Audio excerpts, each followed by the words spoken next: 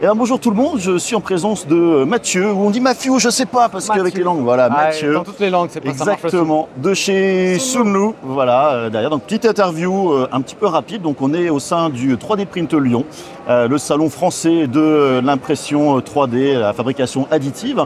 Et ben, je profite, voilà, du temps un peu de Mathieu. Alors, je vous le cache pas, je le connais depuis longtemps. Oui, ça, on se connaît depuis quoi, 3 ans. Ouais, au moins, voilà. Donc, voilà, pas mal d'échanges. Et puis c'est l'occasion de me parler un petit peu de la marque. Vous avez peut-être vu sur la chaîne, j'ai testé différentes choses de chez Sunlu, que ce soit le dryer, le connecteur de filaments, des filaments aussi, autant techniques.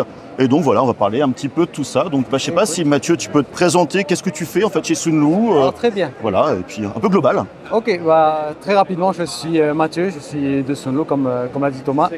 Je suis maintenant en Allemagne, donc Sunlu en fait, depuis la fin de l'année dernière, le début de cette année, a ouvert un bureau en Allemagne que j'ai la chance de diriger du coup.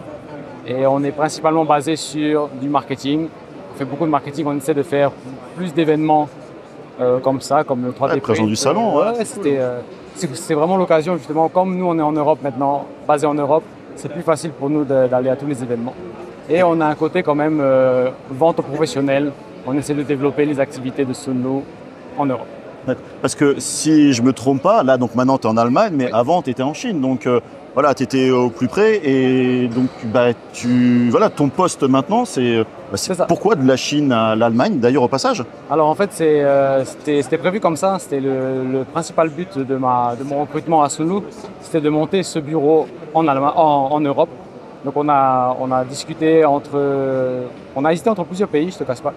Il y avait la République tchèque pour une question de centralité en Europe. Il y avait la France parce qu'évidemment, moi, j'aurais préféré aller en France. Tu m'étonnes. Mais l'Allemagne avec le Formnext, avec aussi... L'Allemagne, c'est aussi bien en termes de localisation en Europe. Ouais, c'est central quand même aussi, c'est industriel. Donc, l'Allemagne, c'est un marché qu'on voulait vraiment développer chez Sunlu. Donc, le choix s'est porté vers l'Allemagne assez naturellement. D'accord, ok. Moi, c'est cool. Et justement, pour revenir donc, un peu sur Sunlu, comme je disais, voilà, j'ai testé différentes choses.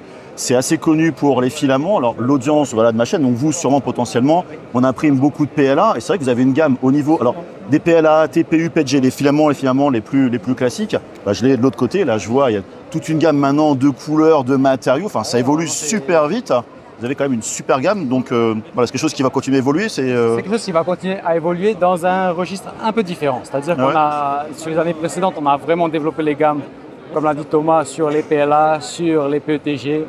On a fait des gammes high speed maintenant, high speed PLA, high speed PETG, des catégories mat vraiment esthétiques. On a fait pas mal de rainbow, on a fait pas mal de filaments en soie. Des couleurs, les silks, tout ça. Ouais. Donc là, on va moins se concentrer sur ça en 2025, on va plus se concentrer sur la partie ingénierie. D'accord. Ce sera des filaments en nylon. On a vraiment développé la gamme nylon, donc du nylon 6, du nylon 12 avec des renforcements en carbone, des renforcements en fibre de verre. Qui marche bien, franchement, en plus. Qui marche vraiment pas mal, franchement. À condition de bien les sécher de temps en temps aussi, pour le PA6 notamment. D'où le dryer. D'où le dryer, effectivement. Et donc, on continue à développer ces filaments-là. Donc, il y aura du polycarbonate plus tard dans l'année. Il y aura du polypropylène aussi plus tard dans l'année. On a développé notre filament PIC aussi. Donc, sur un autre registre. C'est top, ça. On l'a exposé justement au T-City. Là, on n'a pas eu la chance d'en avoir pour exposer ici. Mais ce sera vraiment le focus pour 2025 et de développer du coup les dryers qui sont capables de sécher ce genre de filament-là. Donc il y a eu le E2 que tu connais, je pense. Exactement, le E2. Il n'y a pas très longtemps. Ah oui, mais il est top, franchement. Enfin, c'est pas parce que là, il est là, je le dis. J'ai dit dans ma vidéo. Il pourra vous le reconfirmer plusieurs mois après. Et on a ressorti un filament, un sécheur de filament modulaire cette fois-ci.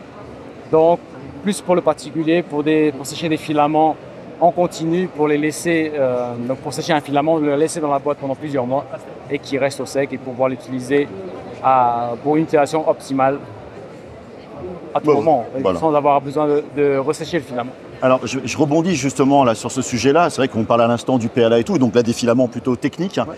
C'est vrai qu'il n'y a pas si longtemps, les filaments techniques, c'était pas accessible entre guillemets au commun des mortels. Il n'y a que les professionnels, les imprimantes 3D spéciales, effectivement, des problématiques spécifiques aux filaments. Et là, c'est vrai que ça devient accessible déjà par le tarif, c'est très bête, et même la simplicité d'impression. Et puis les machines aussi, c'est-à-dire qu'avant des machines compliquées, maintenant des machines entre 300, à peu près 300, 400 euros et 1000 et quelques euros, on fait des choses. Donc ça ouvre des possibilités pour les makers, les gens qui vont, pas qu'on va dire de la figurine, mais des pièces fonctionnelles et tout. Il y a vraiment tout un panel et j'avoue que c'est vraiment génial. C'est vraiment l'évolution du marché du coup qui a permis, de par la création de nouvelles machines, de certaines marques qu'on connaît très très bien, qu'on va peut-être pas citer d'ailleurs, mais les gens vont deviner. Voilà. C'est un plaisir, mais les gens vont deviner. Et du coup, ça ouvre vraiment de nouvelles possibilités de marché. Donc, on a justement suivi cette tendance-là, et on sait par des feedbacks de l'industrie que maintenant certaines machines commencent à faire leur chemin dans l'industrie, commencent à faire leur chemin chez les professionnels, et ça, du coup, nous on souhaite continuer cette tendance, on souhaite s'ouvrir d'autres marchés. C'est très bien. Alors là, on a parlé du filament, mais pareil, Sunnu, alors moi je suis très team résine, on va dire. Il y a quand même énormément de résine chez Sunnu. Alors voilà, il y a différentes gammes. Vous allez suivre une évolution à peu près similaire sur la résine ou on va rester sur... Ouais, c'est pas pareil, bien sûr. C'est un peu différent. La résine, ce ne sera pas forcément notre focus en 2025. Mais on a sorti une résine PA-like. Excusez-moi. Oui, non, mais vas-y. PA-like. Du coup, qui est beaucoup plus résistante, qui fait un peu plus le lien entre justement entre l'industrie. Et récemment, on a une résine haute température plus, donc qui peut aller à des températures beaucoup plus élevées que ce qu'on avait l'habitude de faire avant. Et justement, c'est un pas aussi, c'est faire un pas vers les industries justement. D'accord, ouais, donc vraiment belle évolution. C'est ça. Ok, bah super intéressant. Et pour justement, alors voilà, vous avez fait donc d'être très présent pour le filament, pour la résine. La résine, j'achète souvent beaucoup la Sunnu parce que c'est quand même un bon rapport qualité-prix. Enfin, moi je trouve. Mais voilà, il y a aussi du matériel. Et c'est quoi un peu l'évolution? Bien sûr, tu peux en parler de Sunnu. Est-ce que, j'ai lancé une imprimante 3D filament ou résine? Enfin voilà, c'est quoi, à ton avis, pour toi, l'évolution de Sunnu? Ou alors, peut-être que vous allez juste continuer, je suppose, j'en sais rien, à rester à faire plus de filaments techniques dans le domaine que vous maîtrisez. Enfin voilà, quelle est un peu l'évolution où vous voyez, je sais pas, dans... Tu parlais justement des imprimantes. Malheureusement, ce sera pas. On sait maintenant que c'est pas forcément notre cœur de métier. Par contre, on va continuer à faire des tirailleurs, on va continuer à faire on va continuer à écouter le marché, à voir les problématiques qui existent. Je sais qu'on essaie de plancher sur les solutions de récupération justement des déchets d'impression. C'est un problème qui est difficilement solvable à l'heure actuelle, mais on essaie de plancher là-dessus.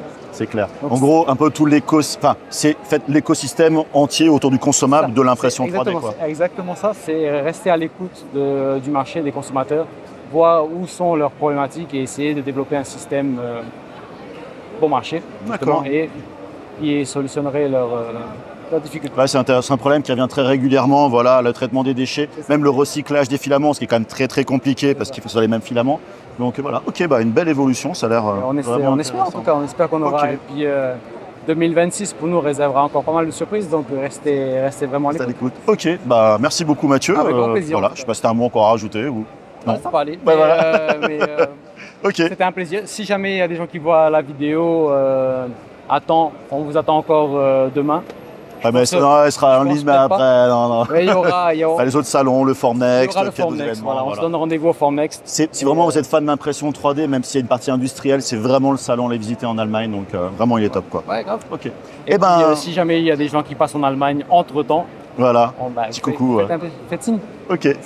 Merci beaucoup Mathieu. Et puis à très bientôt. Puis des gros bisous. Bye bye. Bye bye.